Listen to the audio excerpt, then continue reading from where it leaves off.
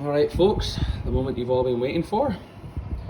The plastic Vostok has been stewing in the oven for, I'd say, a little over an hour at, about 100 degrees, maybe a little bit less, not the best oven. So let's see how she's going. Let's whip the old girl out.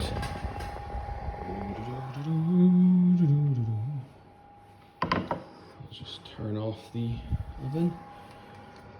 There we go. Alright, so if you were tuning into the live chat we just had on Discord earlier, we assembled and primed this Mini, and now it's just been in the oven. So we'll just give a bit of a check.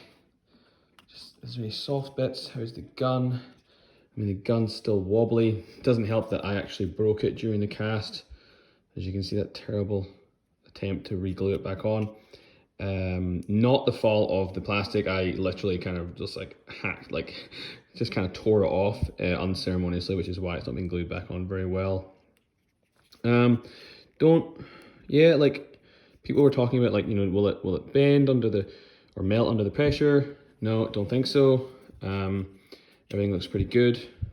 Like, no difference. I mean, you know, we weren't expecting any different, right? We know this thing works out to 200 degrees anyway, so we were absolutely not expecting any problems with this test, but, you know, we're glad we did it. Yeah, everything's good. Like, the primer's holding really well on the plastic. I'm scraping here with my finger and can't really see. Like, it's a little bit coming off, but I mean, you know, that's nothing unusual. Yeah, like, I mean, overall, I'm really impressed with this model. For those who didn't see during the chat, we talked a little bit about some of the imperfections. So on this side, you can see it's pretty decent. On this side, though, you see there's been some, I don't know, miscasting or something in the around there, which is probably why CB have decided to take the helmet piece and make it a separate piece, maybe because this will improve this slight I don't know, miscast here.